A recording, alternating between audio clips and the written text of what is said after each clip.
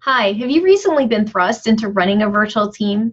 Or maybe you've had virtual teams in the past and most of your organization is now running virtually. The problem is that if you don't figure out how to manage your virtual team effectively, you run into risk of missing your financial goals and losing your best team members.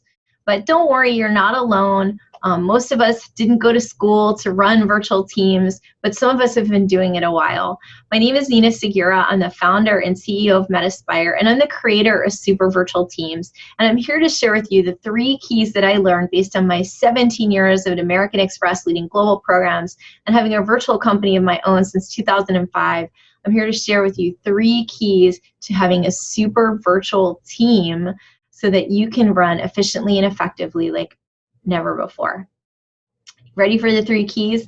The first, it's an acronym, and the acronym is S as in Sam, V as in Victor, and T for teams. So Super Virtual Teams, the first letter of the acronym S stands for sixth sense. If you want to know how to manage a virtual team, you need to tap into your sixth sense, your gut feeling, your intuition, your higher power, whatever you call it. You need to tap into that like gold, because you having enough time to center yourself and be aware of what's going on, create that to-do list for yourself, have a good morning routine, getting in touch with your, we call leader within, or your sixth sense, whatever you call it, getting in touch with that part of yourself. It's going to help you know when to pick up the phone, when to check on 2 team members to see how well they're getting along. It's going to help you know when to reach out for help, when to sit back and let the team members figure things out on their own. So the first and foremost, the best thing you can do is get in touch with your sixth sense. The second letter of the acronym is V for vulnerability.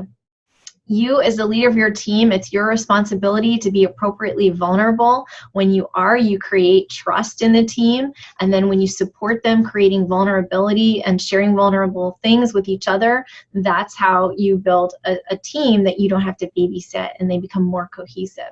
So you can do that through vulnerability exercises, taking time to do virtual coffee breaks or virtual wine, whatever it is that you can do, creating lessons learned where they're required to share, the things that went well, the things that they're learning. Each one of them, they're required to cross-train one another and things. Anything you can do to help them remember that it's a continual learning environment. And it's your job as the manager and the leader of the team to make sure that vulnerable experiences are built into as much as possible how you're running the team or the organization. The last letter of the acronym is T, and that's for thinking like business owners. Every business owner is accountable for results, and so it's your job as the manager and leader of your team to make sure that you build an accountability, whether that's using maybe the acronym RAPID, who's responsible, R is for responsible, A is for accountable, who participates, who's informed, and who makes the decision. So making sure that you know who's responsible, accountable, participates. Make sure you know those things, and make sure everybody knows those things as new goals are getting rolled out, as you have new parts of your culture that you want to build as being in a virtual environment.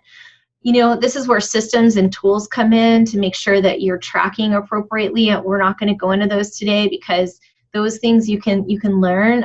We're not a technology company. We help people connect valuable experiences with their processes, and that's what we do. So that's your acronym, SVT. Those are the 3 keys to managing your team effectively. S is for sixth sense, V is for creating vulnerable experiences, and T is for helping your employees think like business owners, and that's taking accountability for their impact. And the last thing I want to say about thinking like business owners, because it's so important, is that you as the leader of your team get to take responsibility for your impact, whether it's intentional or unintentional. And sometimes we have impacts that we don't necessarily intend, and we get to set the example of taking full responsibility for that. And when you do that, you take out all doubt about how you're going to lead the team forward. And it's your job to encourage your team to do the same thing. Take full responsibility for the way things are and do our part and participate in making them better. I'd love to hear your thoughts and feelings about how you run virtual teams and what some of your challenges might be. Please check us out, supervirtualteams.com, and you can also put some notes in the note field. We'll look through every single one of those. Hit subscribe, and we really appreciate you listening and taking time out to listen to us today. Have a great day. Let us know how you're doing.